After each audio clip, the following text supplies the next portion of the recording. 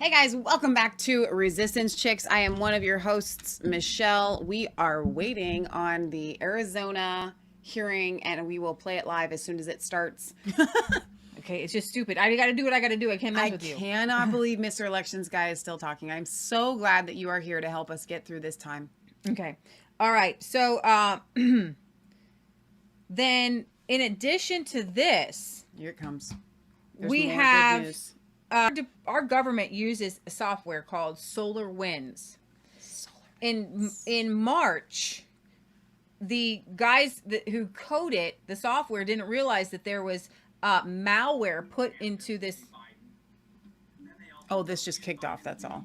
Okay. Oh, I hope I didn't lose battery. Because maybe it's because it was turned down so low or something. Okay. They use software called SolarWinds, and it was hacked in in March. And I feel like my whole life is spent, don't say the things that you normally would say. Wait, I have a question about the SolarWinds. It's software that was used for what? Okay, hold on. Someone asked me to provide a simple description of what this SolarWinds hack is about. So for anyone who is confused by the technical details, here is a thread. Okay. The maker of the software that is used in the highest echelons of government, including the White House and the NSA, was compromised by attackers who slipped malicious code into the software maker's trusted code without the software maker knowing it. The code got distributed to its customers.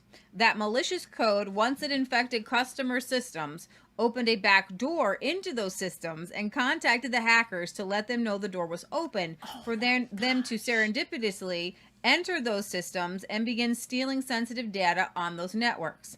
The hackers did this back in March, and their activity was only recently discovered. This means they have been inside our government systems for all these months, stealing data and spying on government workers without anyone knowing up until now. They also infected the telecoms and other company networks, other Fortune 500. So let me tell you some of these people who are SolarWinds customers. More than 425 of the Fortune 500. All 10 of the top U.S. telecommunications companies. All 5 branches of the U.S. military. The U.S. Pentagon, the State Department, NASA, NSA, the Postal Service.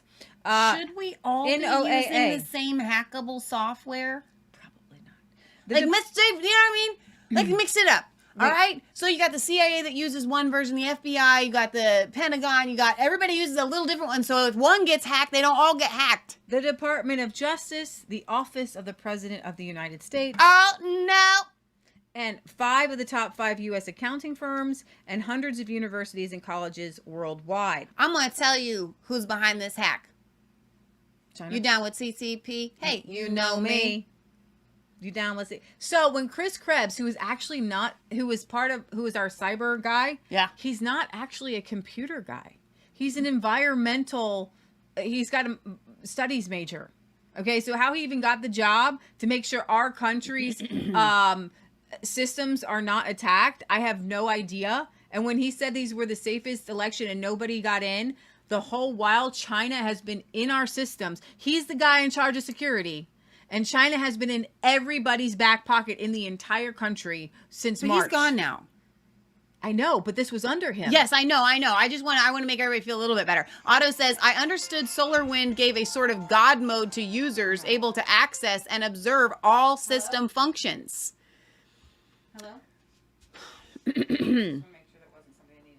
Okay, Leah, they were all behind you. They said, hang on, wait. They were telling you to just be you, that they come here to watch you. Don't you worry about your dums. Thank you. Okay, one more thing that you guys are going to love, because I love it. The ums don't bother me at all, says Ellen. It tells me you're human and not a robot and you have a brain to think. All right, so this is not what I had thought it was going to be when I opened it up. But it's something better. No, it's something that is just as good. But I think there will be more to come. So I did not know that there was another case pending in front of the Wisconsin Supreme Court. Okay. But I have to tell you.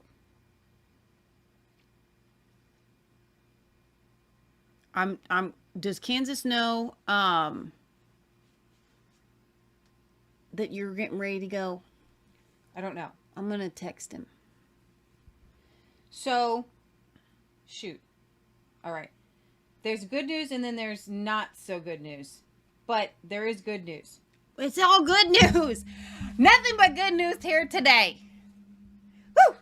Getting excited. The problem with the Trump campaign's request was that they wanted to toss all of the indefinitely confined ballots. In Wisconsin. But you can't do that because some of them are legit. However, okay, the Supreme Court says election officials were wrong. Ballots may not be counted. They said the opinion which was released this morning says local election officials were wrong to suggest that voters could claim the status of indefinitely confined based on COVID-19. Right. Now, they listed that out. The election officials came out, just to remind you, they came out and they said, you can just go on the indefinitely confined list and vote. The problem with that is that allows you to vote without identification. So we had like 170,000 people extra sign up for that. The majority decision also held that if voters falsely claimed they were indefinitely confined, their ballots would not be counted. So, but that's a lot of legwork. That's my thing. They have to go. I don't know how this works. But the Supreme Court says that's kind of big, though. I mean, there's 221,000 indefinitely confined. It is 4 times the amount that there normally is. Right. Okay. So you divide that.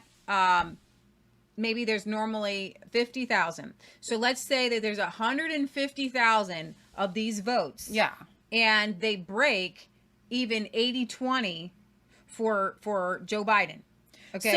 So if but I don't know how you go. But do you know how many patriots would sign up? Give me a list. Give me 10,000 of them.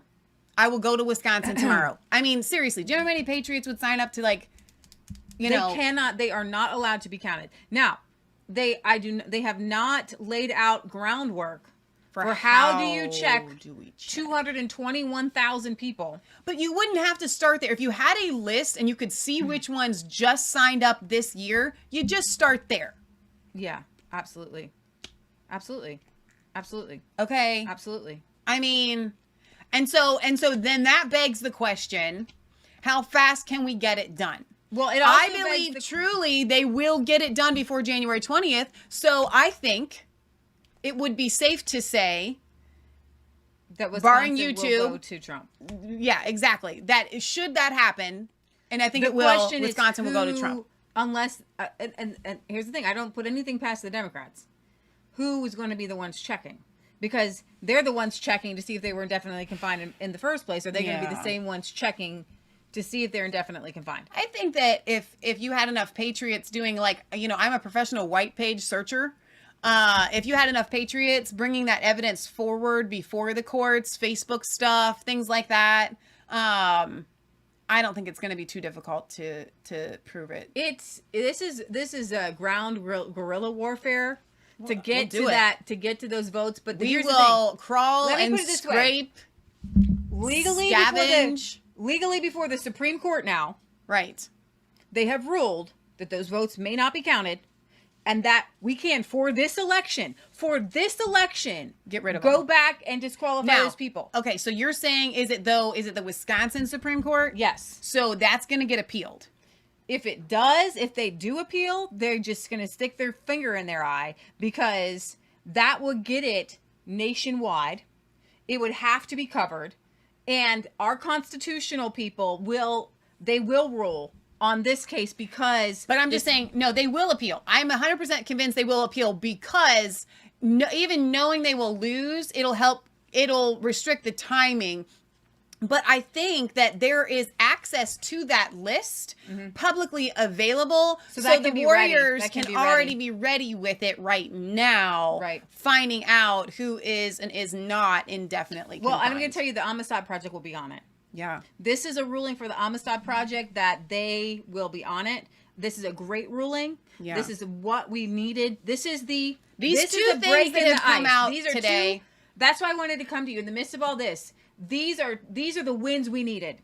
Yeah. These are the wins we needed. The wins we needed today. Now, some people say they might be small, but have you ever seen somebody get through? They're a lot larger than the winds this guy's been blowing. Okay, when you get through, all we needed to do was get through. And then with that, you can say, well, wait a minute. In Antrim County, if those forensics were that bad, then there has to be an audit of every Dominion machine. Yeah. Okay? We can't have machines that have a 68% error rate, or that 2 USB cards have different tallies. And here's the good news. I have good news for you, because I'm processing this through as you're talking, and I'm thinking, if I am the Democrats, I'm going to be doing whatever I can to get in to hamper and tamper with these machines before they can be audited, right? But anything that is wiped will be available, like to be shown, I'm sorry, this system was wiped. And in that, if they get into the system, they will not be able to alter the records to read something else. Does that make sense? Yeah. So whether you find that it's been omitted or not, do you understand what I'm trying to get at? It's all going to prove that this thing is so wonderful.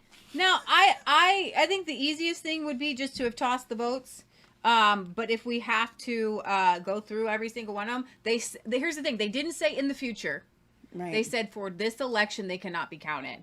And so if we can just make sure, what they're doing is they're giving us the opportunity to get that part of the election right over again. And all we needed was a court to say somebody did something wrong on such a scale that it affected the outcome of the election. And other courts, if this Supreme Court were in the other places, like with if this court, and I would just tell you this, if this course were in Pennsylvania, right, this is a good court. This is a good court. And I knew it, and I have been hanging on to this Michigan court in my spirit. I have been praying for them. We all have. I have felt about Wisconsin, because you just said Michigan. Wisconsin. You sorry. meant Wisconsin. I have felt about this Wisconsin court that this was going to be the dam to break. And why? Because it was flying under the radar.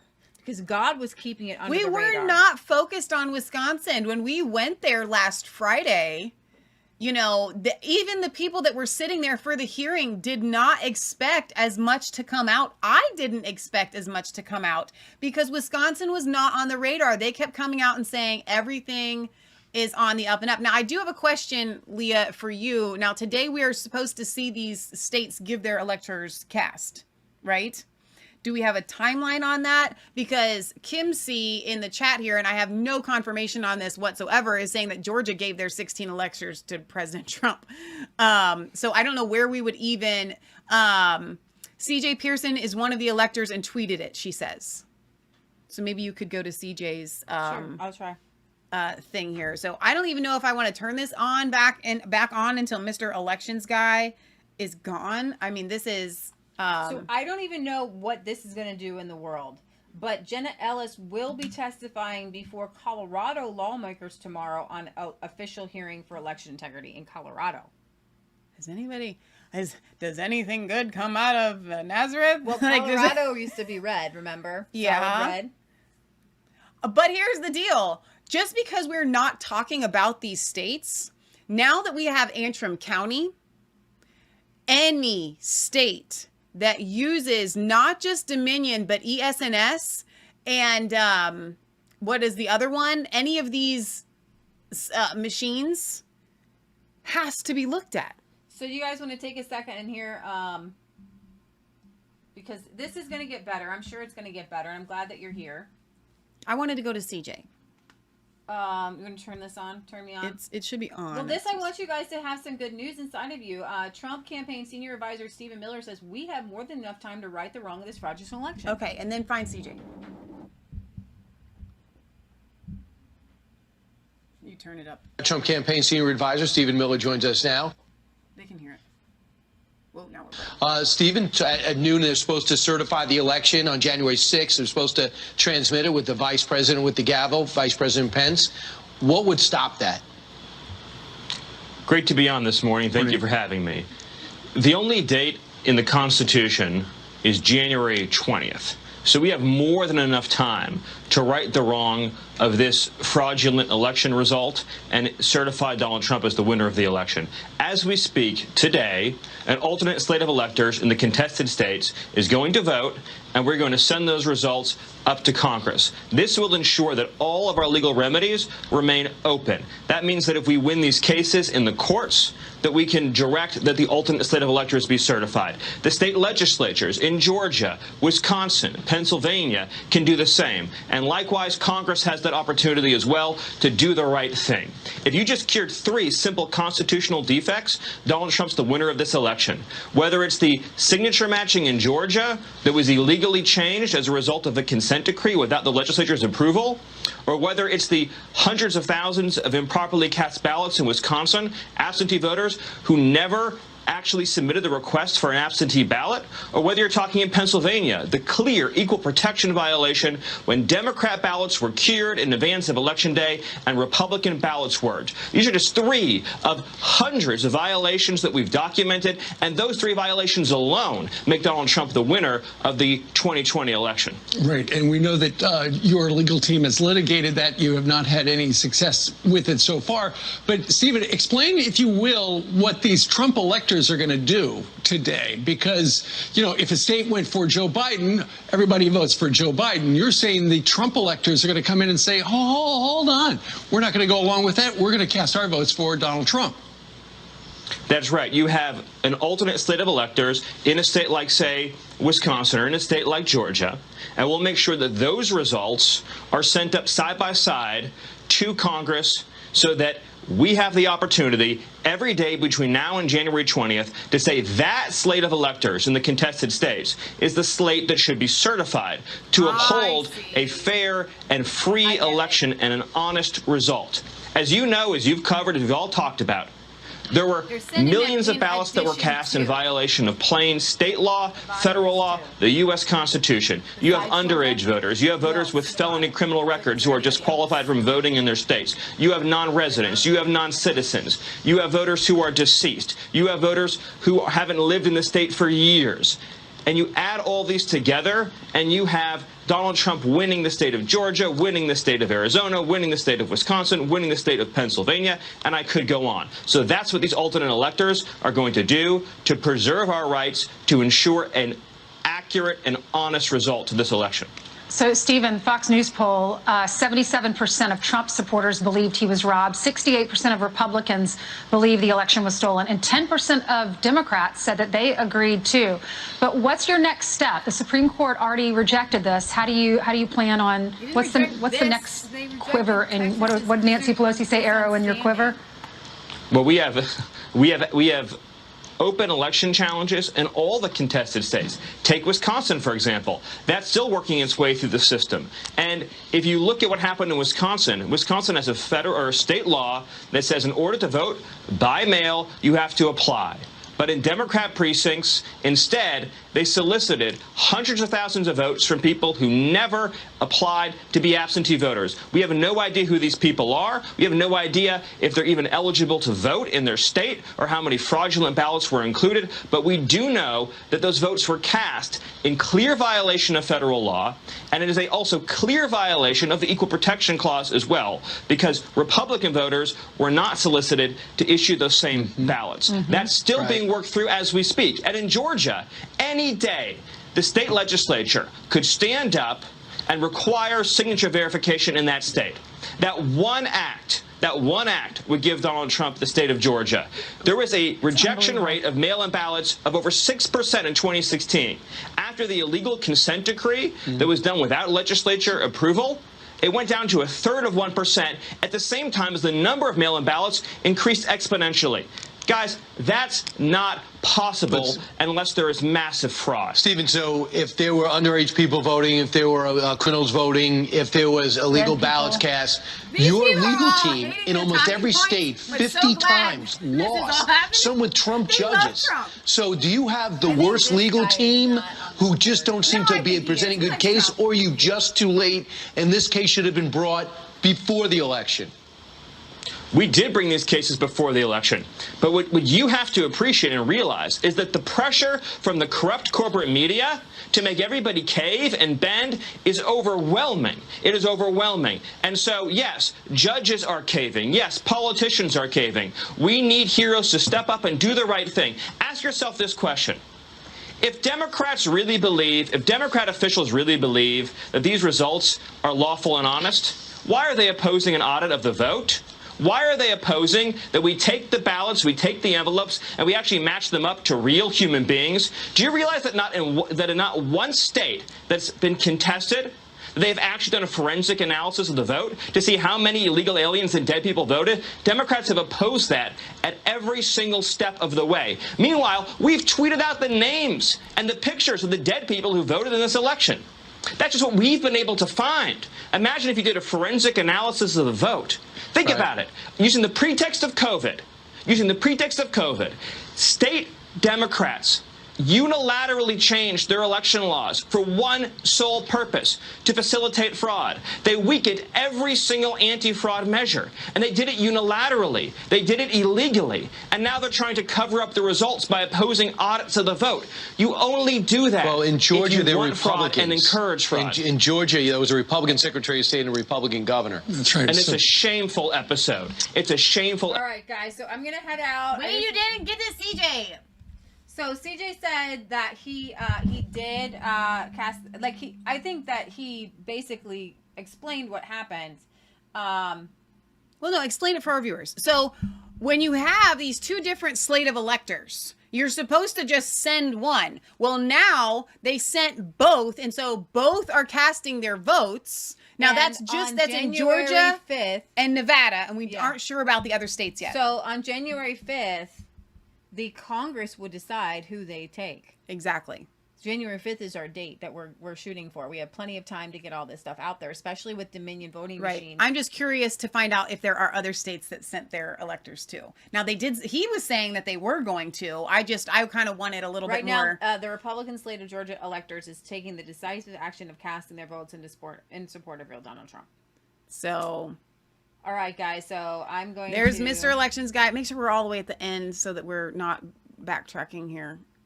All right, back to work. Get your pens and pencils Chairman, out. That's correct. Okay. Thank you. Senator Ugenti Rita, please Don't continue. get paid just to sit around. Okay. So if the online image of the ballot is connected with a hard paper ballot, just one more time for me. Why can you not do the hand count of the precincts? You're going to cover up Mr. Elections Guy. So, Mr. Chairman, Senator Ugenti Rita, because we are doing the hand count using the paper ballots, not the digital images.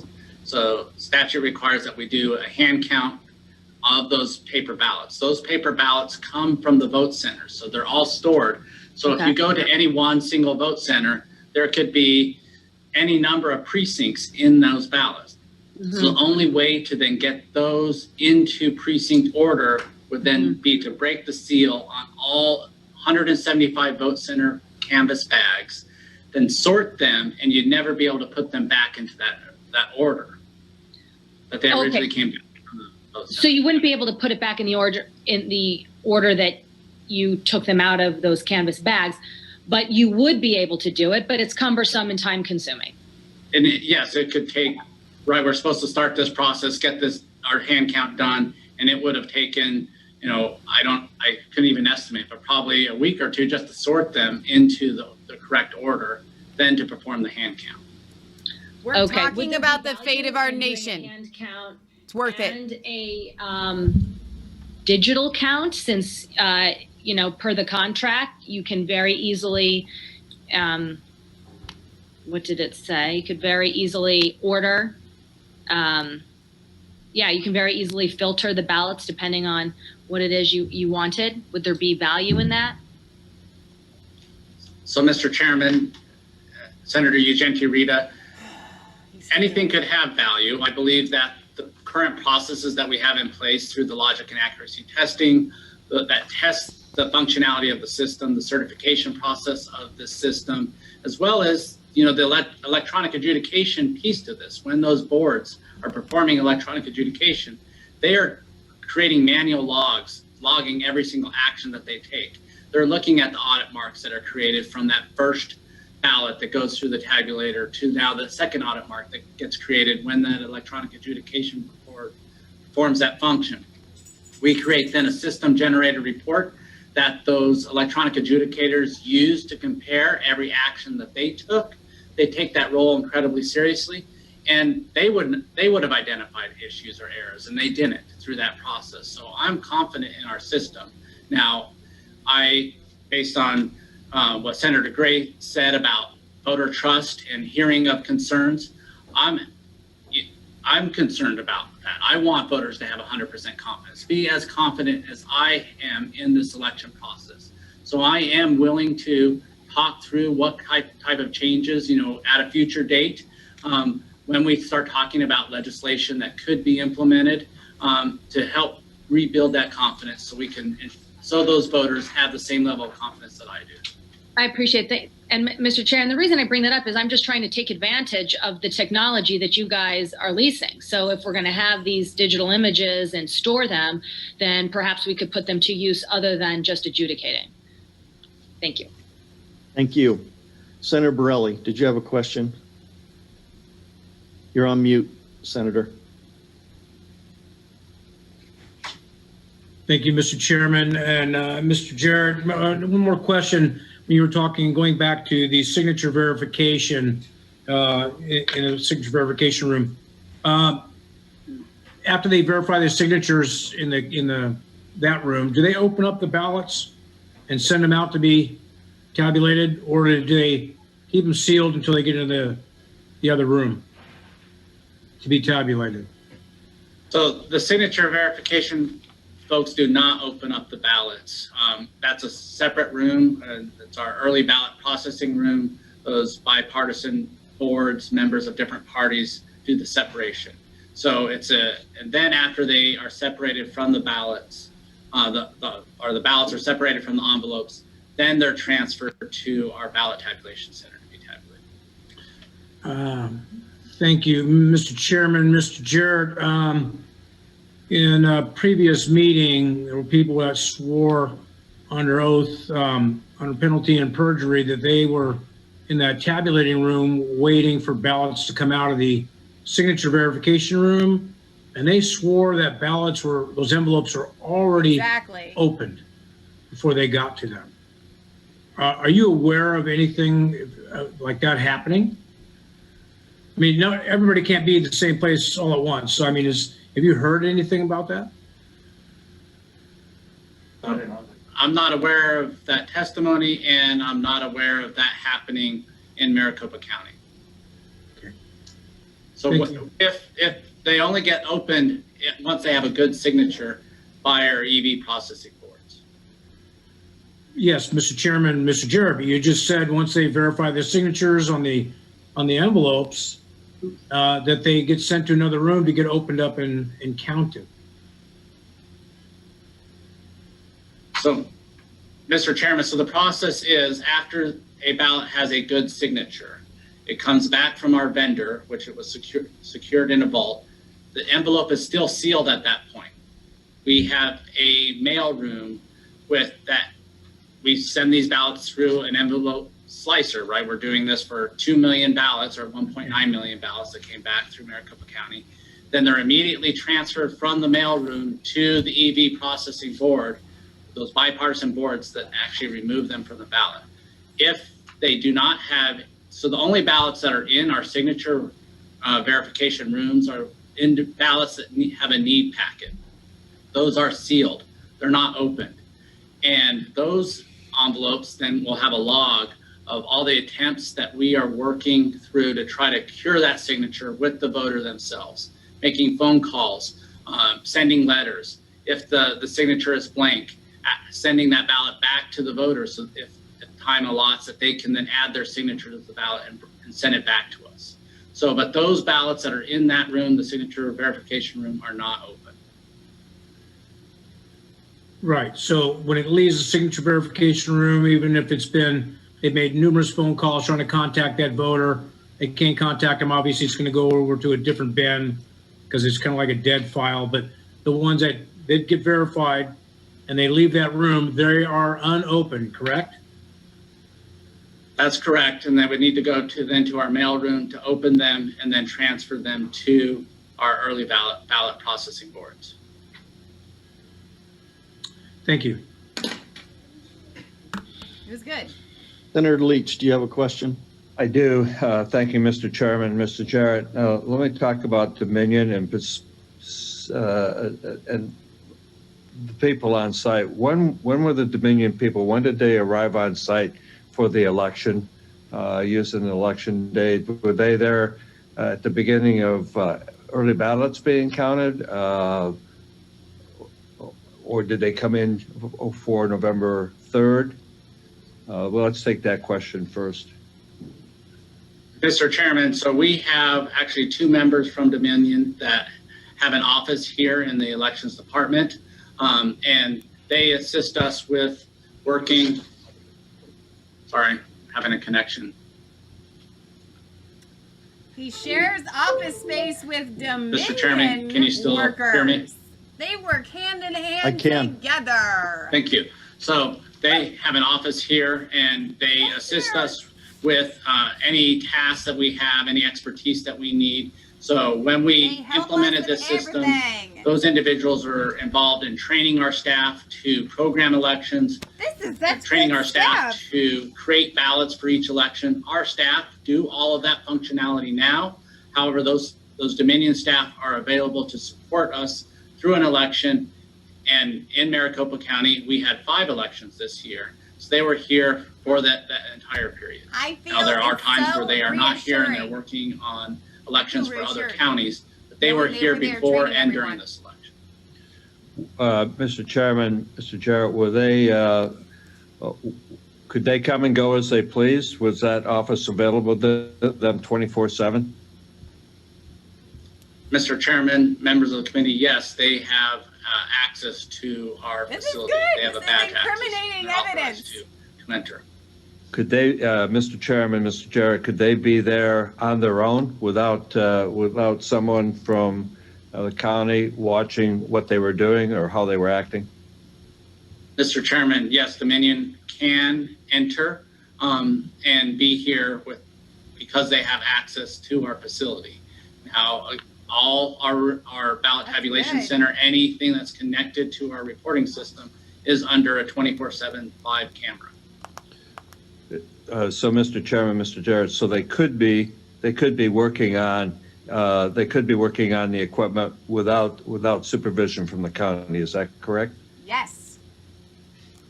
Mr. Chairman, only under our direction, but yes, they do have access to the facility.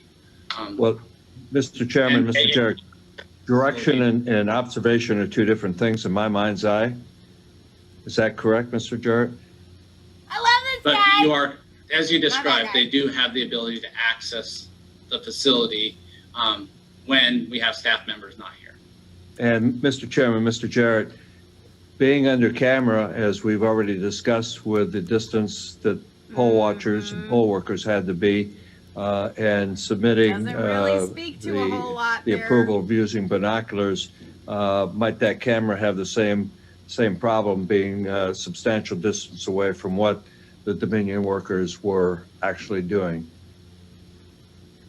Love this so, Mr. Chairman, I'd say there's many controls in process that would prevent them from doing anything and tampering with the equipment that we would not identify. First is that logic and accuracy test that's done by the Secretary of State as well as our staff. That confirms the firmware that's installed on the equipment. That's done the day before we mail out any ballots. They can do If there was anything that had been altered on this equipment, we would identify it at that point in time. We do another logic and accuracy test post the election to confirm that it's the exact same software that's programmed on this equipment. And then, as I described before, if there had been any changes or altercations made of the equipment during the process, that would have rendered all those ballots that we sent out, no, that's good. ballots that we sent out, any ballot that we print in the vote center, unreadable by our tabulators. No, not if it was a software update. If I have Windows 10 on my computer and they update it, that's the same software, just with an update. Point that I think that you were making to a question that I had, you said it depends on how the audit request or the audit guidelines are written. Would you have any input on how it should be written to make sure that all the above that I just talked about, and not limited to that, could be included in any such audit done by the county or anyone else? Yes, when we are drafting the RFP or the scope of work, I could provide some assistance in that process. Yes. Mr. Chairman, Mr. Jarrett, thank you for your answers, but let me share with you, and it goes back to what Senator Gray said. There seems to be in the part of the county a lot of checks and balances. Maybe some of it just hasn't gotten out to the public. Part of this, the reason for this meeting, I think the chairman's holding it, is to get this information out. But secondarily, we need to know going forward if in fact the lawsuit were to end today, the appeal was end today, and you would go into an audit. I would hope that members of this committee would have direct involvement in establishing parameters for the audit, obviously with expert help. And should the committee have to go forward on its own, certainly we would like to know how to structure that. So that's more of a comment than a question, Mr. Chairman. Thank you for indulging me. Thank you. Mr. Vice Chairman, you have a question? Yes, thank you, Mr. Chairman. And Mr. Jarrett, going back to the Dominion office, what kind of work did they do? I'm assuming they had computers there. Were they using their computers to facilitate what you needed them to do? Mr. Chairman, Mr. Gray, yes, they have computers that our IT staff provide them. And yes, when we have requests for assistance, they assist us. Now, the computers that they're using on a daily basis are not connected to the election reporting system or the Dominion software. These are in their office. We actually have access to that office. It's really a cubicle that they sit in, and there's no way for us to not be able to see what's going on at any point in time when they're in their office work. So Mr. Chairman, Mr. Jarrett, you're saying that they have absolutely no connection or capability of having connection with the software at all? Mr. Chairman, Mr. Gray, let me clarify. So in the computers that they're using on a daily basis, those do not. But yes, we give them, and under supervision and under direction, we ask them to assist with some expertise of the election reporting system, especially during election when we're transferring files from batches to the report. They are accessing the actual election reporting system. So they are manning some of those stations, but entirely when we have staff available during an election. Mr. Chairman, Mr. Jarrett, I also heard you say that if there was any change, that basically the software would not function right, the machines would not work. So are you telling me if there is an X or an O, maybe a few X's and O's, 6 of them, that are changed in that software, that it will totally malfunction? Mr. Chairman, Senator Gray, that's correct. Once we finalize that election programming code for those ballots, there's the hash code, the marks that, the timing marks that will tell the tabulator when to award a vote or not a vote. That is unique to each election. So if there was any change to an election code during the process, it would render all the remaining ballots unreadable. All the pre-printed ballots that we mailed out, or ballots that then would be printed at a vote center on election day. Software update. Thank you, Mr. Chairman. Mr. Jarrett, my concern is that, again, depending on the requirement of change, if there was a major change, whether or not that software would cause that machine to malfunction, or whether or not it was structured to where if there were certain minor changes, that it would, in essence, still maintain its veracity as a functioning piece of software, but it could impact the election. And the only reason I say that is there's huge concern about the reliability and the potential compromise of Dominion software. So, Mr. Jarrett, who is it that writes the code for that software? Is it your office or is it the vendor? So, Mr. Chairman, so our office programs each specific election and creates the ballot style, but the source code is written by the vendor and the manufacturer. So there's two different pieces of code, right? The source code is what that goes through the EAC Elections Assistance Commission through their certification process. That is proprietary software. Our staff have no knowledge or expertise in what that source code is involved with the source code. So a specific election, sorry, go ahead. Are you suggesting that those who have written the source code couldn't modify it at all without invalidating that election? I mean, is that what you're saying? There's no possible way for them to modify the code? So, Mr. Chairman, based on my understanding of the system is that once we program a specific election on using that software, any alteration or change to the software or that election program itself would then render those ballots that we've created not readable. Okay. I'm not a programmer, but I have a hard time believing that the people who are writing the underlying source code could not incorporate the code that has been written in for a specific election, which is layered over the source code. My concern here, Mr. Jarrett, is not that there was malfeasance. I don't know. But I do have a concern that the county is taking the position that it just can't happen. I mean, there is a litany of white collar crimes, digital crimes in the history of this country and in this world from some very sophisticated people, and the victims didn't recognize it until some future time. So again, I'm not making any allegations, but I think it's really, really dangerous for us to say it can't happen. I think we need to be open to the fact that it can. And I'm not just talking about this election, I'm talking about future elections. That's from a personal perspective, I just think that's a dangerous position to take. To that point, Mr. Chair? Mr. Gray, to that point. Yes, that's one of the reasons I brought up the concern about these minor changes in the software program, because they do know their software, and obviously they're selling their product, but they know their software, and when you can go in and you can tinker with something, there's a possibility. Yeah, little tinker. And as the chairman said, I'm not saying that that's what happened. Let me be clear. I am not saying that that's what happened.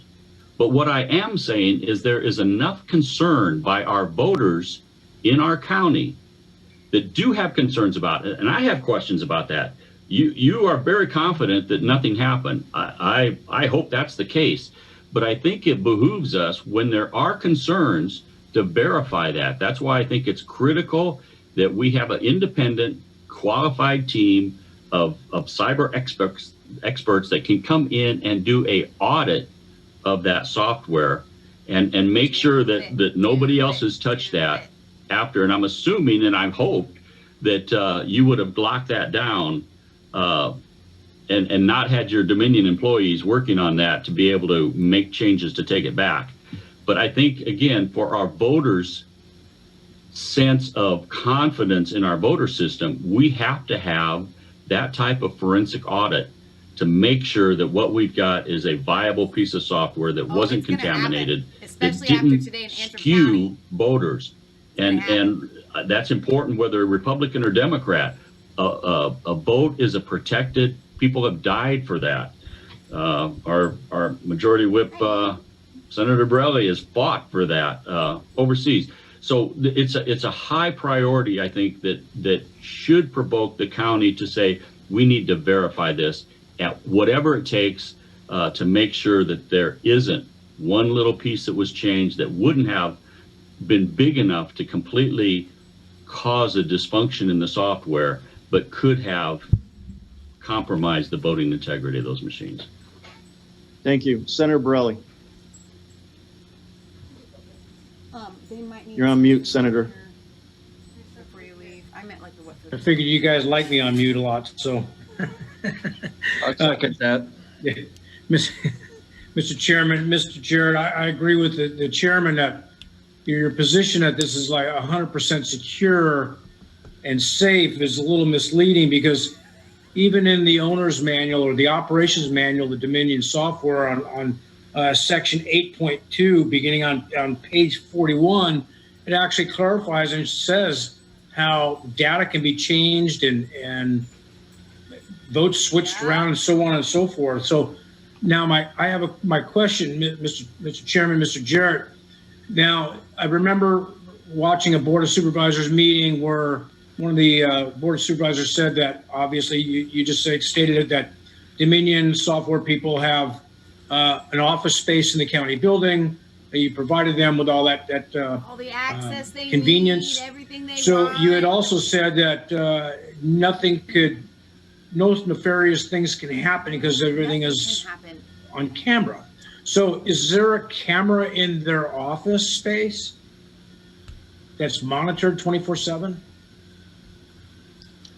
So, Mr. Chairman, Senator Borelli, so in their office space, they don't have access to the election reporting system. So the actual system that we use to program any election on it, the server itself, they have zero access to that system from their office space. If you get any updates. Okay, but you do not have video cameras in their office, so you really can't see what they're doing in their office, correct? Or put in the chat. That's correct. We do not have cameras of their office, but again, they have zero access to the actual election reporting system from their office. Okay, so you also stated that they're not hooked up. They're hooked up to the internet in their office, but it's actually an internal internet. But there's Wi-Fi on their laptops, and they've had laptops. And Wi-Fi, heck, I'm in my condo right now on my laptop, and I'm hooked up to the Wi-Fi. And so to say that they don't have any other access, sending data outside a secure area, that's a pretty strong statement. So I kind of find it hard I'm not calling you any names or inferring anything. I just find it really difficult to believe that, look, nothing's 100% secure. If people want to cheat, they're going to cheat. People want to steal. That's why we put locks on doors. But our constituents are screaming for blood. They want to make sure that their right, their obligation, their privilege to vote is protected 100%. And the integrity has to be maintained. And regardless of Republican or Democrat, just for future elections, we need to make sure that this is the protection of our democratic republic. So, and anything that can be any computer can be programmed to do all kinds of stuff. They had in Michigan, they had two changes that only the audit was able to actually discover. So naturally, you all did the preliminary testing, which is good but a lot of things happen during the performance of the system. So I really think hopefully we can work something out here where we get some continued cooperation from Maricopa County that we can get to the bottom of this. Anyway, I'm sorry, I just made a statement, but I find your statement that this is secure and 100% accuracy and integrity is a little bit hard to swallow. A little hard to swallow. We're not swallowing it here. Thank you, Senator. I hope that's not on my end. Senator Quesada, do you have a question? Yes, I did. Thank you, Leah, Mr. could you bring Chairman. me I guess I wanted to get some clarification from Mr. Jarrett, because I think our last couple of members that have asked you questions have implied that you are communicating that it is impossible for any wrongdoing to occur. And I'm not sure I heard that. What I'm hearing from you through your testimony is that you believe that if there were any type of improper activity, if that did happen, if codes were changed, if ballots were tampered with, that there would be evidence of that because of the multiple safeguard procedures that were in place that would basically raise a red flag and say and say to you, this is something that needs a closer look. And that through these multiple safeguards, these oversights, these audits, these protections that have been implemented, there hasn't been any evidence of that. Is that what I'm hearing you say? That it's not an impossibility, it's just that there's zero evidence of that? Mr. Chairman, Senator Quesada, that's absolutely correct. I've not testified that it's 100% accurate or that it's impossible. What I've testified is I'm confident in our system and the integrity of our system and the security of our system through the combination of everything through EAC certification to the Secretary of State certification, to the logic and accuracy test, the programming, to the staff, the expertise of my staff at the elections department, to the post logic and accuracy tests, to the hand count audits that did not find any issues, and through all those court cases where we submitted evidence, we went back and did additional review. So through all of that process is what leads me to have confidence in our election that it was done that way. But I've not testified that it's infathomable or impossible for something to happen. Thank you, Mr. Chairman. Thank you. I don't think anyone was confused, Mr. Quesada. In fact, my position was that the source code, because the county doesn't have access to the source code, nor did they develop the source code could be changed, and if it could hide what they're doing, the testimony was they could not do that. That would be impossible for them to do that without us knowing, because it would invalidate. That's the concern that I have. When we believe that it's impossible for them to do something without us knowing, that opens the door to, in my opinion, maybe overconfidence is the best way to put it. Okay, we have Senator Leach. You have your digital hand up.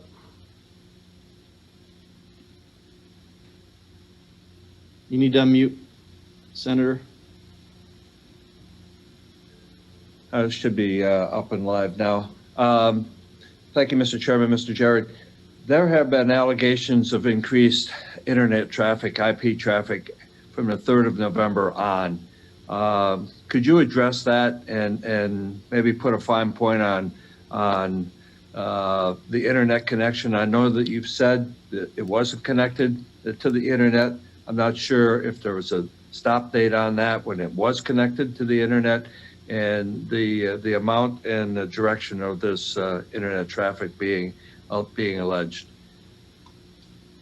Mr. Chairman, members, I am not aware of any increased internet activity coming from our election department servers, so I can't speak to that. Thank you, Mr. Chairman. Thank you, Mr. Jarrett.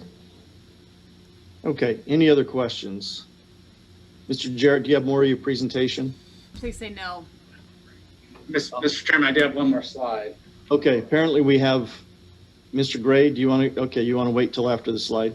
Okay, Mr. Jarrett, please go ahead and finish your presentation. So the last piece of my presentation just goes over the security of the election, and we've actually talked through many components of this through the questions from the committee. But just wanted to highlight, and there's no way that I can describe every single security protocol that we implement. All right. To ensure this. I just want to read a couple of comments here while because we know what your security procedures are. We don't believe that you actually followed them. A Boydo says, no, I'm surprised you can't hear my shouting, because I had asked in the chat if my shouting was annoying anyone here on YouTube.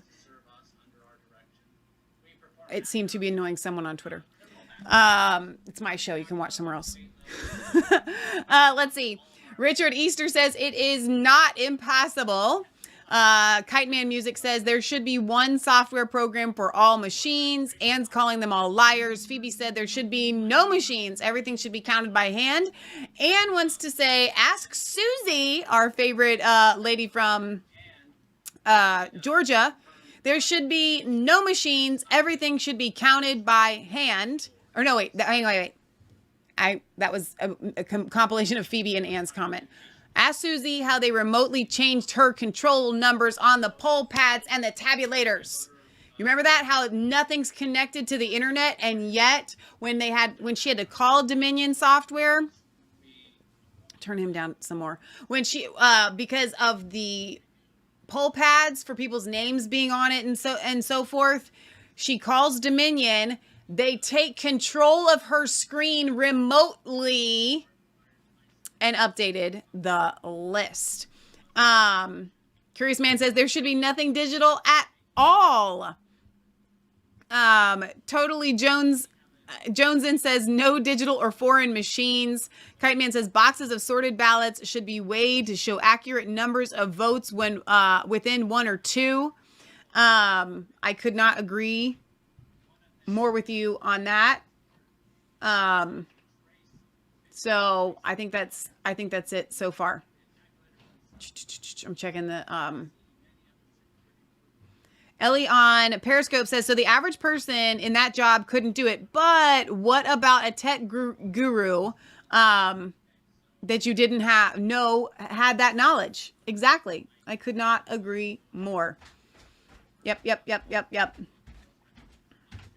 All right, we'll get back to it. We can listen back to his security measures. So many different layers of security for the equipment themselves. Not only do you need to have a key to access it, you need to be able then to have the password itself, be able to access any system. That includes our central count tabulators, as well as the tabulators that are out at those centers. We have different user modes and different security settings on this equipment. I described that we have a user mode. So once our election is active for our central count tabulators, they are put into a user mode where they only can accept, they can scan, accept, or reject ballots. No other activity can be done on those central count tabulators in that user mode, and they stay in that mode for the entirety of the election. So we have an error gap. We do have to report results to our website and to the Secretary of State's website, but we create an error gap. So anytime that we plug a device into our election reporting system, it is only used once. So we immediately open it from a sealed package. We open that device, and then that's when we insert it in to create a copy of those reports, those result reports.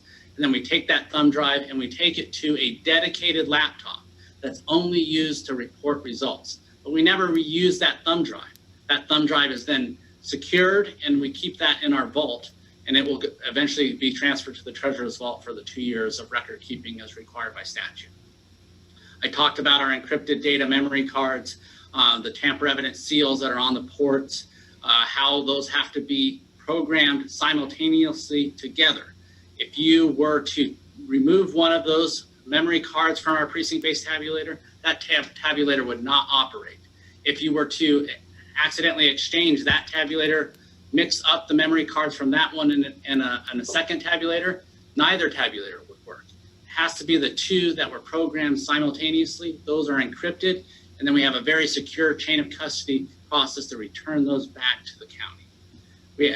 We also have robust audit logs on all of our systems. When a ballot goes through one of our central count tabulators or our precinct-based tabulators, there's an audit mark affixed to that digital image of the ballot that shows exactly how that tabulator calculated each contest or awarded each contest. So that is affixed through an audit mark. If that ballot had to go through electronic adjudication due to an overvote or a voter intent issue or a write-in, a new complete audit mark would be affixed to show how that tabulator was going to be read by our reporting system after the electronic adjudicators reviewed that ballot. We also use hard copy original ballots. So voters vote on a hard copy ballot. Those ballots, because of our new system and the digital images that they create, those ballots can be immediately secured. What you're seeing in this photo here on the left is our vault with all the different batches of all of those 1.9 million early ballots that were tabulated in this election. And then everything is on under camera 24/7, 365 days a year. So we have all that's video footage, and that video footage is backed up and available for review. So with that, that does conclude my presentation. Thank God. God. We have more presentations, one for Mr. Liddy as well. But if there are any other outstanding questions, I'd be happy to answer those. I don't feel How long like is Mr. that Liddy's video is gonna be any stored? How long is it available? So statute does require us to keep it through the entire election cycle for November general election, and through the challenge period. And because we have these ongoing court cases, we've extended it, and we do have it all the way through this cycle as a backup. Okay, thank you. Mr. Gray, you had questions? Yes, thank you, Mr. Chair. One question, again, going back to Dominion, when was their last point of contact where you've asked them to do something that would have caused them to interface with the machines and their software? So, Mr.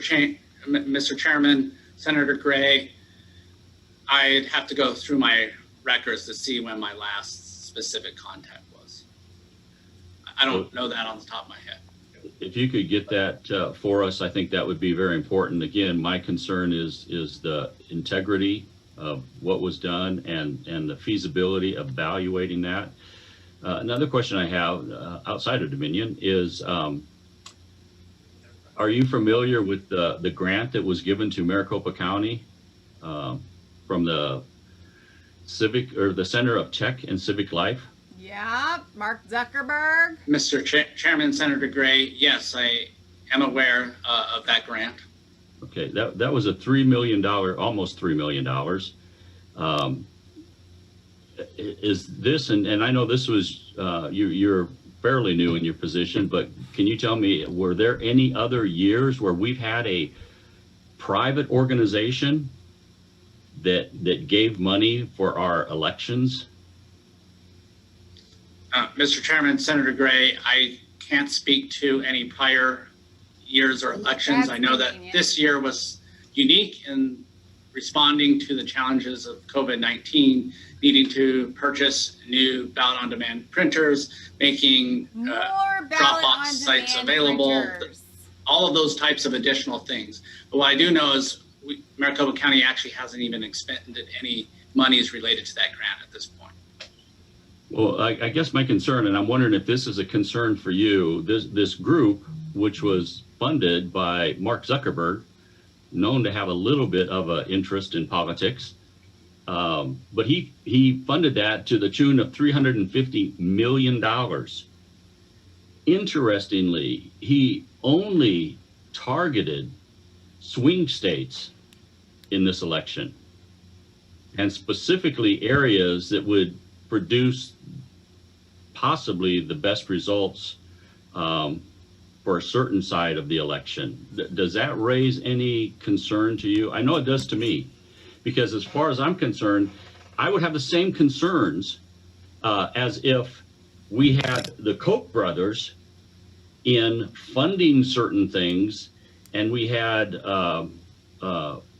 you know, basically, if they put together a software package that they sold to election officers and states specifically, and then we had some other millionaire, possibly a Donald Trump, in the next election that helped fund millions, hundreds of millions of dollars. To me, that would raise some concern. So, was that anything that anybody has considered down at Maricopa County?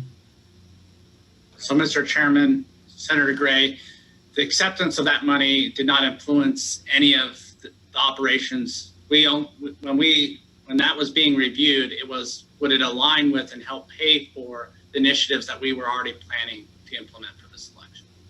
And Mr. Chairman, Mr. Jarrett, I'm not trying to infer that did at all influence you at all. And I do want to say, I think, you know, looking at what you've done, I think kudos to the election department. You've been very thorough, very detailed. I would not want to have to do the job that you guys have done down there with all the details and the huge amount of work that was done. So I applaud you for all your work. I'm not questioning your integrity or the intent of anybody in the county. My concern is, again, with the veracity of this election process, and that's not just coming from me, it's echoed by thousands and thousands of our Maricopa County voters. And so that's why I am pressing, again, to have an audit to verify that absolutely nothing was done, a forensic audit on our equipment and the software. But again, I do want to applaud you for all of the extreme care that you've taken in making sure that what was done was as thorough as you could make it. But again, as you said, you're not a software expert. My concern is I'm not a software expert either. And so I would like to see software experts actually do a thorough audit, forensic audit of that software to make sure that our voters can be able to say, this was a fair election. That's all I want to see, is this was a fair election.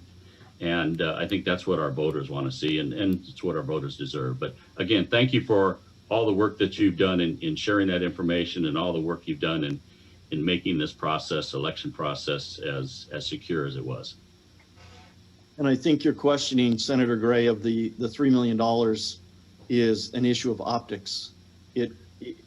Even if nothing was done that was nefarious, it still erodes the level of confidence by the voters when they learn that there is private money from either side that has come in to help run the elections department. So I would say that's something that needs to be addressed. To that point, Mr. Chairman, that's why I brought it up. And it's the proverbial, if there's smoke, there's fire. You know, I don't have evidence myself, and there's obviously been a lot of court cases where there hasn't been enough evidence.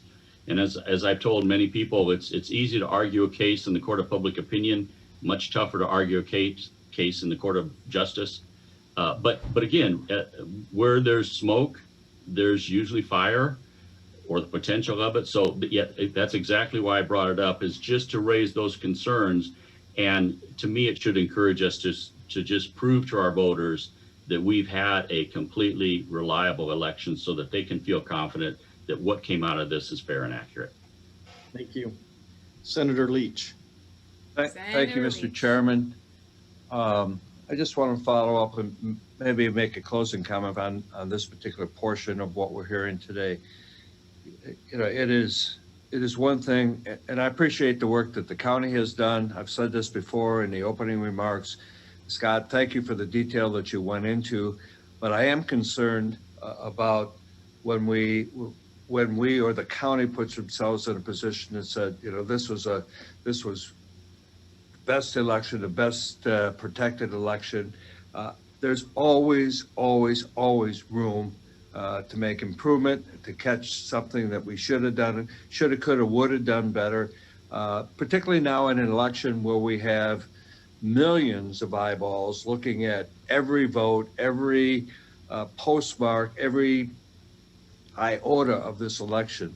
I would hope that your enthusiasm for what was accomplished, what you believe was accomplished in this election, does not get in the way of coming with a long laundry list, said we could have done this better, or the state needs to do this.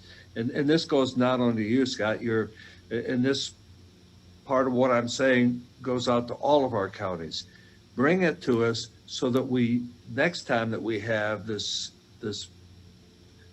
amount of voting that we had, the plethora of early ballots, that we are better prepared, and our statutes are prepared to handle it, along with county ordinances, procurement regulations, how people are certified, what kind of training they go through, how will they actually know that when we train them for the 4 hours that it's stuck, and it was put into. There's just a lot of things that I know I have questions on, and I think from the questions this morning and the comments this morning from fellow committee members, they have the same. And so, however this all turns out, I would hope that you would have a ready list when Michelle Svensson gavels in January of things that we can do better and make better, so we can get the integrity of an election system back into Arizona, which is sorely tarnished right now. Thank you, Mr. Chairman. Mr. Chairman, I just want to say, in our mission statement for the Maricopa County Elections Department is to continuously improve and to evaluate. And absolutely, there were areas that we can improve upon. And we're already working through that with our teams. They're doing focus groups with our poll workers right now. We're hearing feedback from voters. So I can make that commitment, absolutely, that we will go through an initiative and be able to put together all the areas where we think that we can improve for elections moving forward. Thank you, Scott. Thank you, Mr. Chair. Thank you. Senator Ugenti Rita. You're on mute.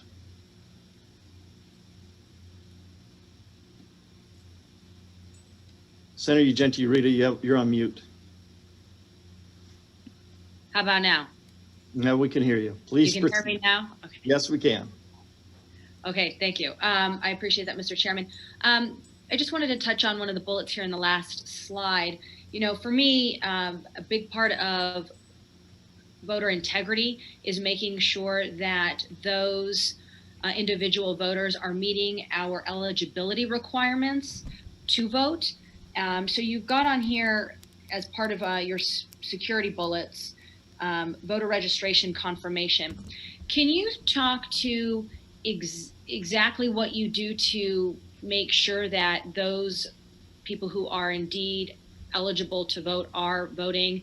And I'm not just talking about individuals' citizenship requirements, that's a huge one, but talk to me about cleaning up the voter rolls, removing people who are ineligible, for instance, either people who don't live here anymore or unfortunately are deceased. Do you play a role in maintaining or at least working with the county recorder's office to help maintain the voter rolls in any capacity?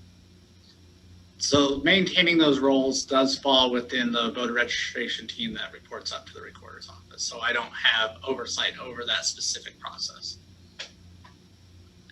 Okay, so since that's a huge part of, again, voter confidence and election integrity, what do you mean you don't have any role? Would you want a role?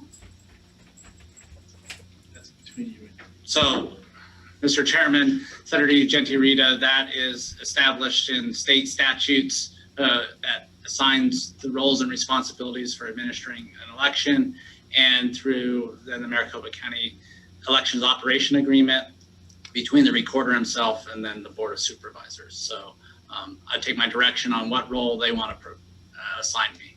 Okay, and who do you mean they, the Board of Supervisors assigns you, or are you talking about the recorder's office? So that would be established in the Elections Operations Agreement that's negotiated between the Maricopa County Board of Supervisors and the recorder. Okay, so that intergovernmental agreement, which has been around for a long time, you don't have the Maricopa, you're telling me that the Board of Supervisors has no role in working collaboratively with the recorder's office to make sure that our voter registration rolls are up to date? Senator Ugenti Rita, I think Mr. Liddy can probably answer that. Thank you, Mr. Chairman. I mean, these are questions that really are best presented to council, but the statute is what the statute is. Maricopa County does what the state legislature tells us to do. Certain powers are with the recorder. Certain authority over elections are with the recorder. And your specific questions are regarding the maintenance of the voter file and the procedures by which we keep that voter file up. It's important everywhere, but it's extremely important in Maricopa County, where we have very transient population, people moving within Maricopa County all the time. Each time they need to re-register to vote or update. So it's a very important question.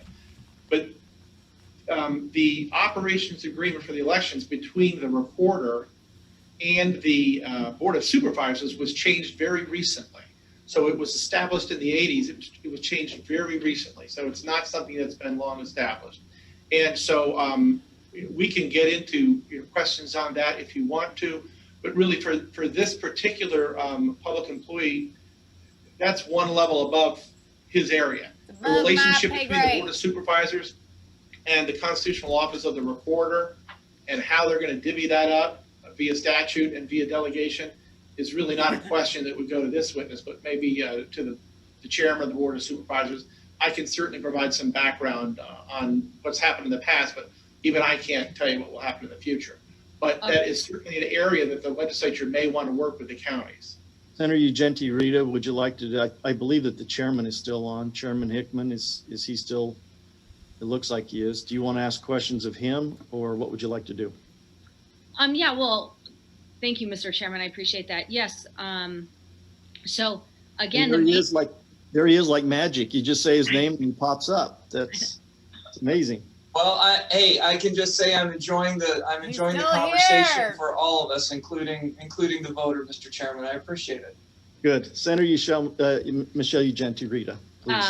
Wonderful. Yeah, so I am very familiar with the intergovernmental agreement between the two offices. So I'm just, again, wondering, since you had it on your slide, that you do at some level try to make sure that those voting are indeed supposed to be voting. You send out that form to make sure that people are at their said addresses. So you are involved in some capacity. Are you not involved any deeper because of that intergovernmental agreement? And if so, perhaps that should be changed. Because again, you know, making sure those who are eligible to vote, I mean, that's where kind of it all starts. So can you, Mr. Hickman, talk to me about, again, your position, or maybe even the board's position regarding your... Sure. Let me just put, I can't talk about the board's position. Could we get the only thing I can say is screen, just like the EOA that you're discussing started under Bill Gates. I'm sorry, started under the talking with our recorder, our currently elected recorder. Started under Chairman Shukri's direction. And then it was framed under Bill Gates' direction when he was chairman last year. What was that? And it was put into effect on elections for the first time on the presidential preference election. Hang on, I gotta interrupt him. He was like, that started under Bill Gates. I mean, no, not Bill Gates. Board of Supervisors. When it comes to day of and tabulation, and clearly there is still the statutory requirements of the elected recorder. So what you're talking about is sometimes we are identifying in this 2 years, we are identifying things either with Leah says maybe it's a guy with the same cooperation of the recorder to make changes. Maybe. But there are also have been times where we have come to the state legislature for you guys to make changes accordingly. Do I foresee a time, do I foresee after what we've dealt with this election? Yes, I have a feeling we will be having hearings in front of your committee to continue to bring transparency to the transparency and confidence with the election, no matter what that is. We will have the voter has spoken, and the voter has hired a new recorder that will be sworn in January. I'm sure that our board will be having discussions with him and his authorities, but the voter has hired him to run that department, and registration is under the recorder. And the maintenance of the lists are under the recorder. So might we see each other again, or the future chairman? Yes, you might be seeing him along with the recorder, if so desired and necessary. I hope that answers your question. It does. Thank you very much. And that's exactly my understanding too, that power is vested, at least right now, and has been with the recorder's office. Now, you know, all recorders, all 15 recorders, of all the counties, yes. Yes, that's important. It's not just you guys. It's all counties. Thank you, Mr. Higman. I think that's important. You guys do take positions on these bills. So it's kind of a mixed message. You know, if I've done bills to try to update the people list, and the counties have taken positions in opposition to that. But you know, here I want to ask questions about maintaining lists, and then you know, we kick it to the recorder. But in any event, I think this certainly demonstrates that, you know, we probably should look at who's responsible for maintaining these lists, because they are critical to running an election with integrity, because we do want to make sure only those who are eligible to vote are voting. So I appreciate the answers. It's been very helpful. Thank you to both of you. Not really helpful. Thank you. And I'd like to clarify that, because there have been bills that have been sponsored in the past to clean up Pebble and some other things. And we always hear that it's a suppression of vote. But I would suggest, and I want to know if you agree, Mr. Chairman, that keeping the voter rolls as up to date and in real time as possible is integral to us having a system that we can have confidence in. Would you agree with that? I would agree, and I actually think the recorder, be it someone in the chat the soon to be form just said that Right Side Broadcasting has the Nevada major announcement. I'm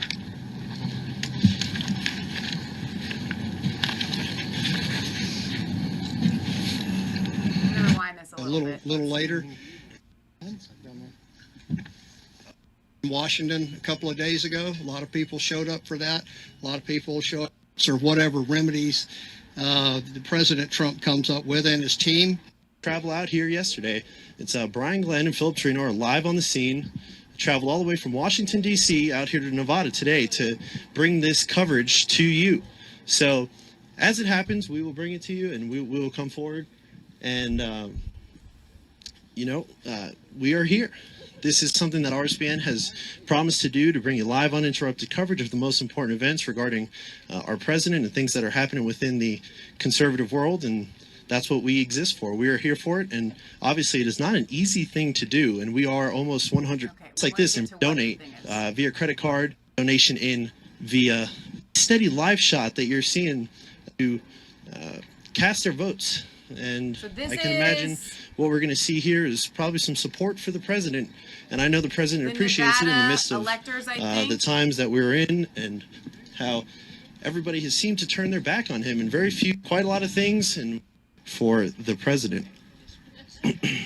Again, if you're just joining us, we are here at the state legislature in Nevada, and we will see what happens. We are expecting to hear from the GOP chairman here in the state, and some state electors, and seen some congressional candidates here who are coming out to show their support for the president. This is super casual today. That seems to be the sentiment of a lot of people around the country, and we certainly hope so here at RSBN. And we're doing our part. Yes, we are. And you know, not only this, but in other things like marches, they're happening. Have extras? No, you just also Vice President picks up at some point in the packet. Yeah, so stop signing when you get to the end of president. So these are, I think they are the electors casting. Casting their votes on the official paperwork. Let me turn that down a little bit. I'm pretty sure that's what we're watching right now. Call the roll. Not yet. Mr. Law, your ballots. Mr. Meehan, your ballots. So they're doing it publicly.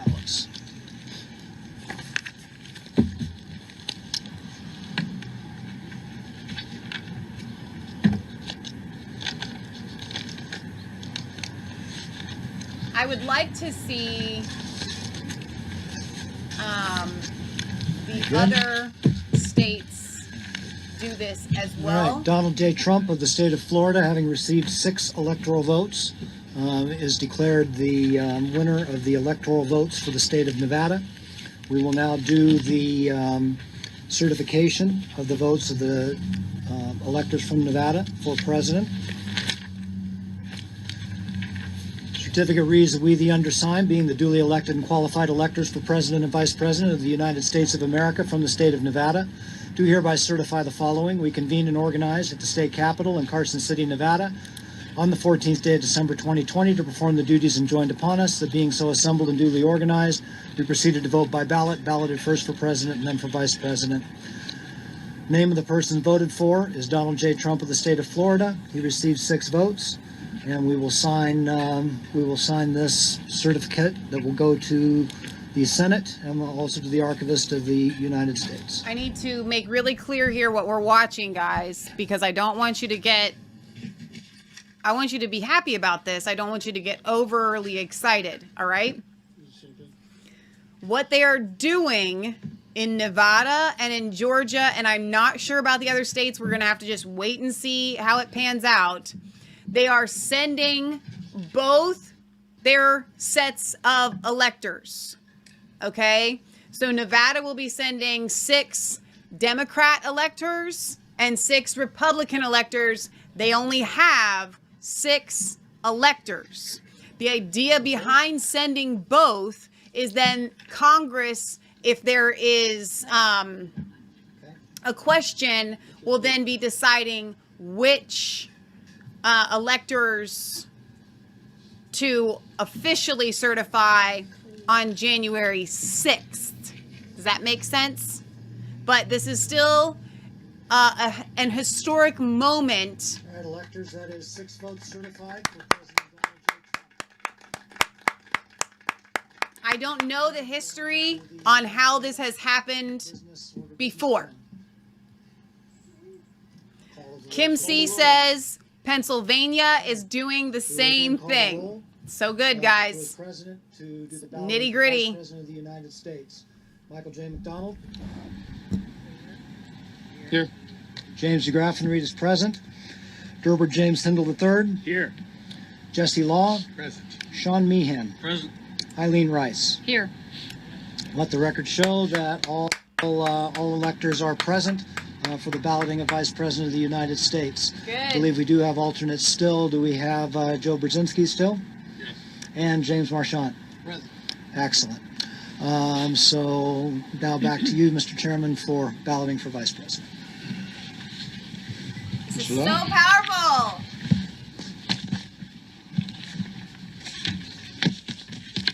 All right, if you guys are in the chat and you're finding out if there are other states that are doing this so far, electors, same as before. You have Kim 6 is ballots. correct.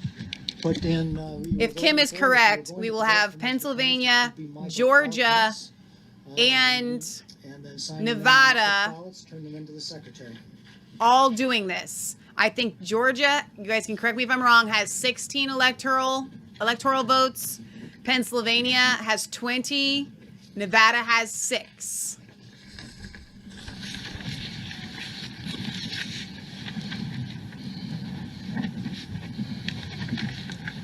I would think that Arizona would.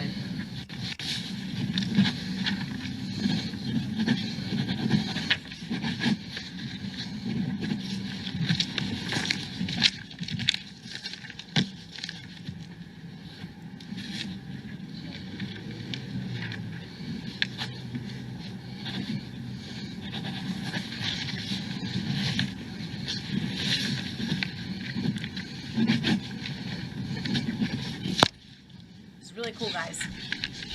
Super, super cool. I'm going to fast forward a little bit here and catch up so we're right with it. They're shaking their hands. They must be proud people today. Okay, so Richard wants to know, what is the advantage when we know that Congress is made up of Democrats? Well, it doesn't really matter. I don't think it's going to come to that. What we saw today, let me turn this down just a little bit, guys. What we saw today come out of Michigan from Antrim County with the evidence of the Dominion voting machines, just from that, the small inspection there, it is earth-shattering, that evidence. So what everyone kept looking at was it's going to be December 14th, and then Joe Biden is officially president-elect. Well, technically, he's not officially president-elect, I don't think, until the 6th. But even with this, it makes it a contested election from an official standpoint. Does that make sense? So now the media cannot lie and say that Joe Biden is unequivocally the president-elect, because these states, by sending both of their sets of electors,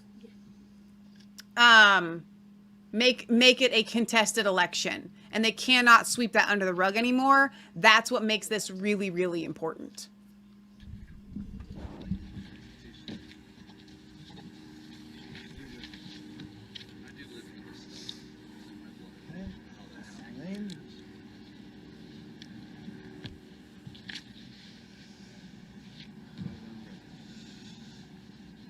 They should be really, really proud of themselves. Excellent. So if anything else like this comes up, and you guys leave it in the chat, I will break away to it from the Snorefest that we are currently, I'm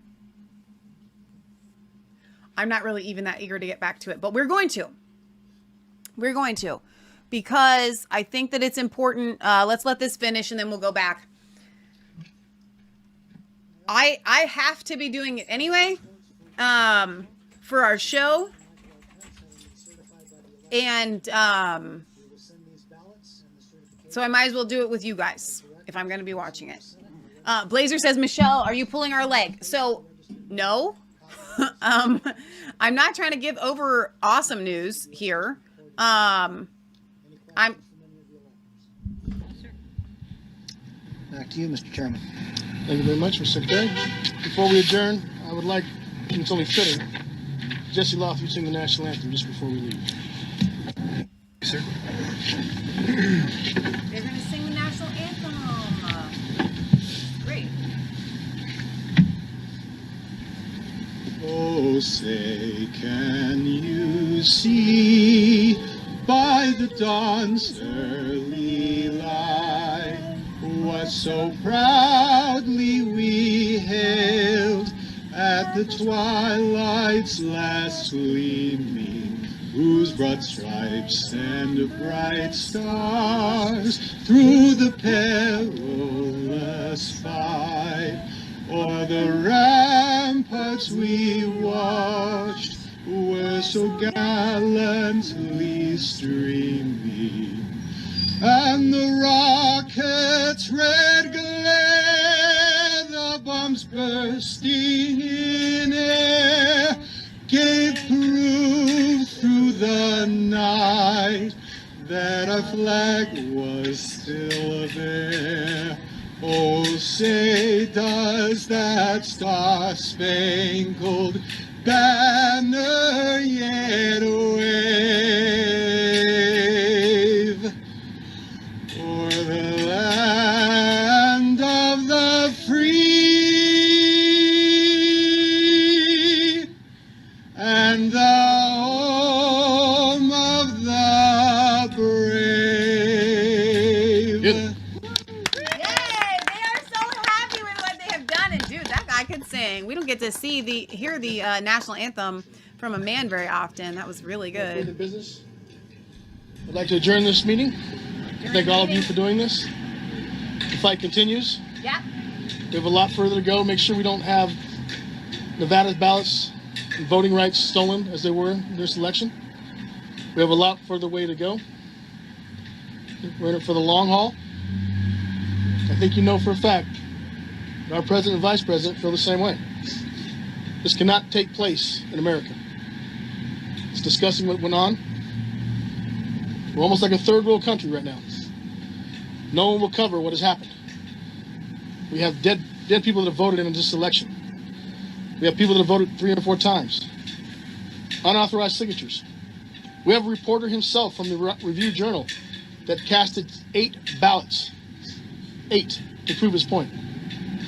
We have a failed system.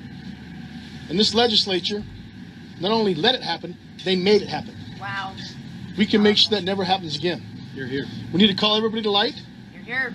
We need to pull the corruption out of the darkness into the light. Yes. And moving forward, once our attorneys allow us, we intend to post on our website continually the corruption that we have found. This is something we're not going to bury. Regardless of where we move from this day forward, we can never let this happen again in Nevada. This is about not Republicans. This is not about Democrats. This is not about independents. This is about Nevadans. I was born and raised here. I love this state. I would die for the state. It's disgusting what has taken place. It's going to take all of us in a long, long haul to make sure this never happens again. With that, I call this meeting to adjourn. Thank you. Thank you, sir. Thank you, Chairman.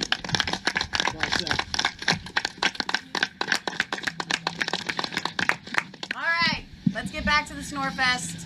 And I hate to do it. Well, you just saw. Stuff will come out. We're gonna catch up though. I'm not rewinding it. All right, let's make it big again. And Is that correct? That's correct. Not still. We're still asking questions from Mr. given Elections guy. All right, let me turn this down. Okay. Thank you. I appreciate that. We still have a whole presentation to get to from the other dude. So I'm gonna be honest. I thought we were gonna hear from witnesses today. Once again, if I had thought that it was going to be this, I may have just watched it myself and not streamed it live because it's a lot easier for me to do other stuff and listen to it than sit here with you guys. But I'm still glad I'm here. But I want to explain because Blazer wanted to know what we just saw. Was that official? Whatever. Yes, it was definitely official. But the Democrats are going to be doing the exact same thing, sending their 6 official electoral votes. What happens when we have a state that sends both sets of electors? I'm not even sure of the historical standing of that. I don't have a chance to look it up right now. And Leah's walking a dog right now, so she can't do it for me. Maybe somebody else can. I don't know if it has happened before. I know that like individual electors have switched their vote before. But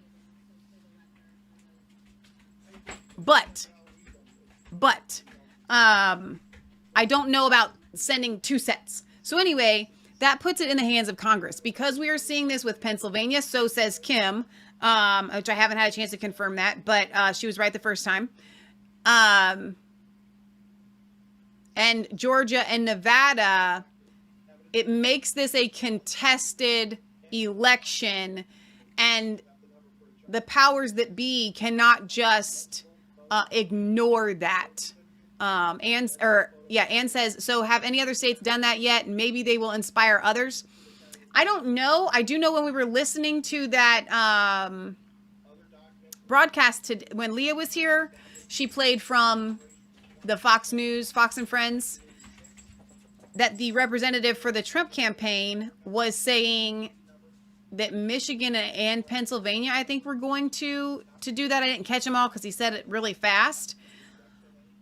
I think we only needed 3 states, but I need to look that up to see. But let's go ahead and go back to the Snorefest, and I'll look some of this up. Submit evidence of citizenship unless the person is changing voter registration from one county to another.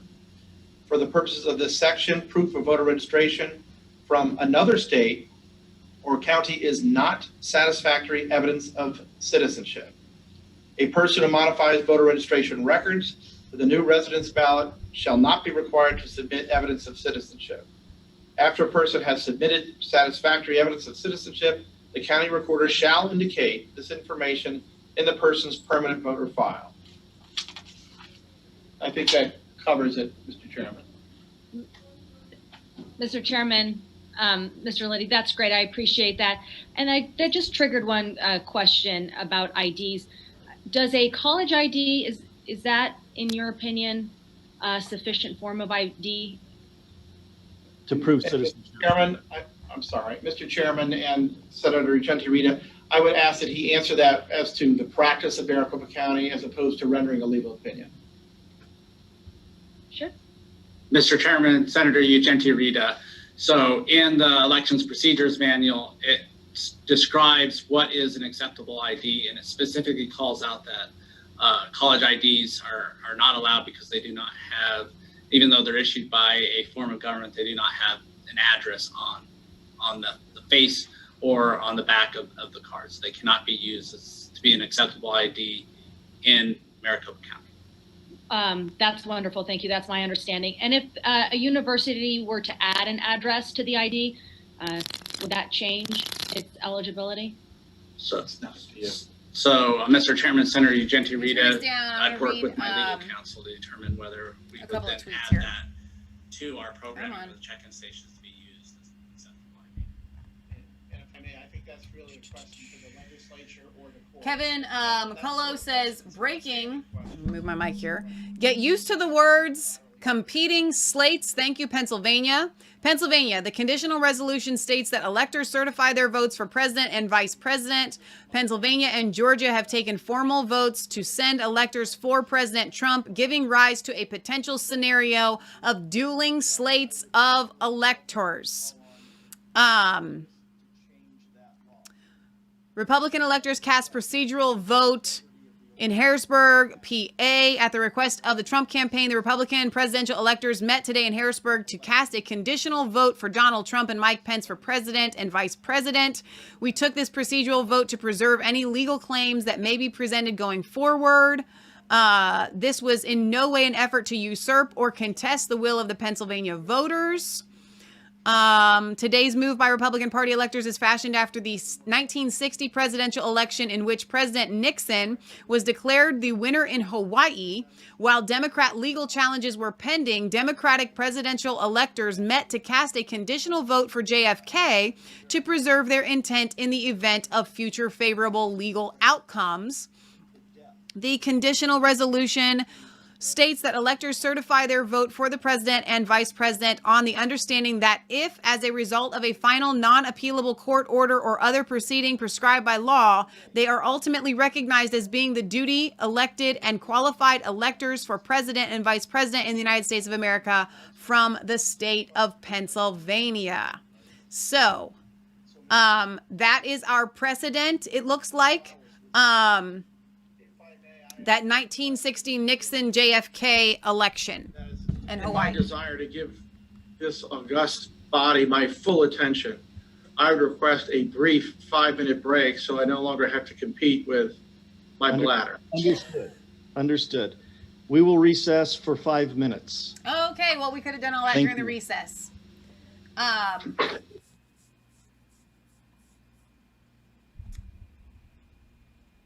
Okay, well, we'll just wait for them to come back. Ellie on Periscope says, I live in Pennsylvania and we were not asked for ID when we voted. Anyone could have gone and said they were me. That's fascinating. Yeah, that we have seen that time and time again. Let me get to some of the comments here. Patty, yes, I'm streaming on YouTube and on Periscope right now. She wanted to know if I was streaming anywhere else. We're streaming on Facebook, YouTube, and Periscope. Patty says in 1964 Hawaii for Kennedy. So Patty was on it before probably even I got to it. So sorry I missed your comment there. Dale Jones says we are now more divided than ever. Thanks, Democrats, but I will always support our legal president, Donald J. Trump. Alan says it's happened a few times. West says that the Trumpeteers are growing worldwide. Ann says 3 states, but not a combo that included Nevada and Wisconsin because that is not enough. Alan says Trump has 232. Adding Nevada 6 plus Pennsylvania 20 and Georgia 16 puts him at 274. So that's, thank you for doing that math there for us, Alan. Your committee is recessed. Now I'm really, hang on. Let me just, while they're doing that, let me just fix this and we can, so we're not looking completely dark here. Did that help any? Holy smokes. Not really helping very much. That's good enough. Okay. Kim says, Governor DeWine tweeted today, I was proud to participate in the Electoral College process in which all of the Ohio votes are going to @real Donald Trump. Kim, is that real? Let's go check. Let us go and check Twitter. DeWine is not my governor, if I can say that.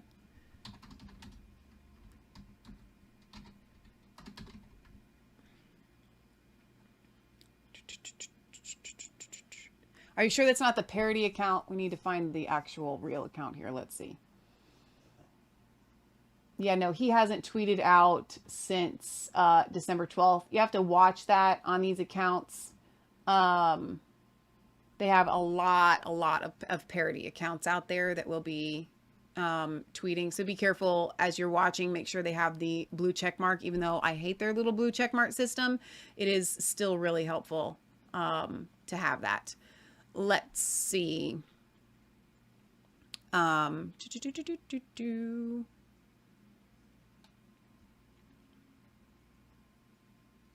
Amy says 1876, 1888, 1960, and 2000, where multiple, I'm assuming you're referring to multiple electors having been sent. Am I right on that? I'm trying to fix the color here, and it's just not wanting to fix for me. I understand I look like a ghost and kind of weird.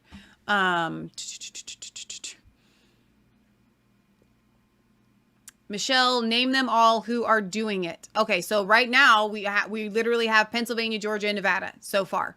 We'll have to see. Love Liz says CNN is reporting that Ohio cast their votes for Trump. All right, Liz. I've got two of you, Amy and Liz, on it. Let's see. Ohio cast votes for Trump. Electoral College. Oops, I spelled that wrong.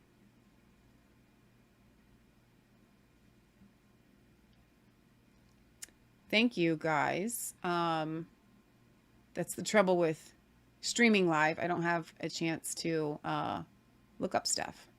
All right. Ohioans saw their votes in the November election put into action today when members of the... Oh, wait. Wait. You guys are really messing with my head here. Ohio went for Trump.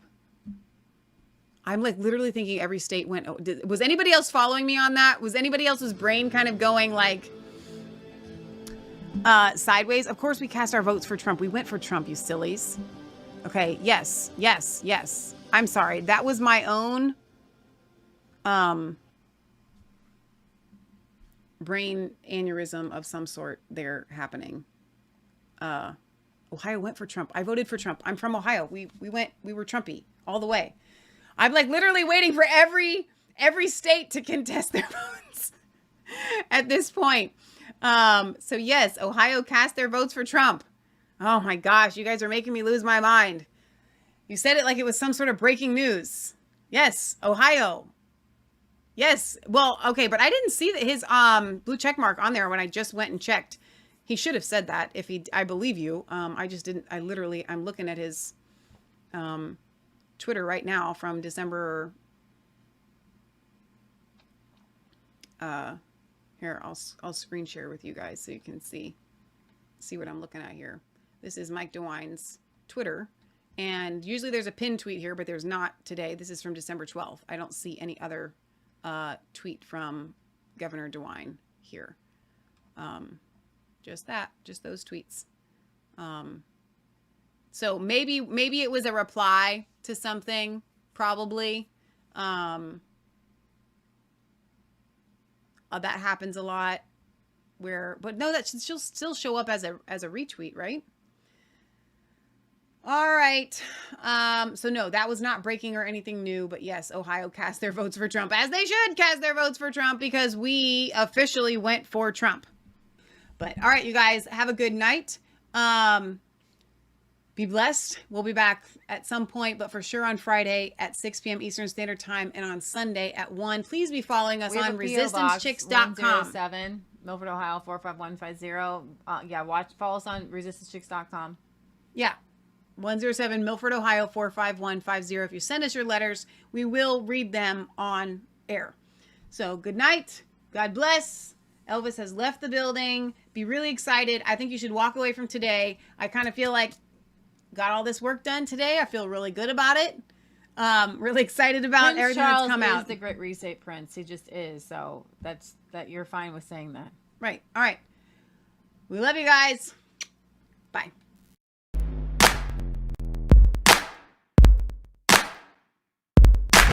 I was cold all alone. No place for home every day. So afraid, but you.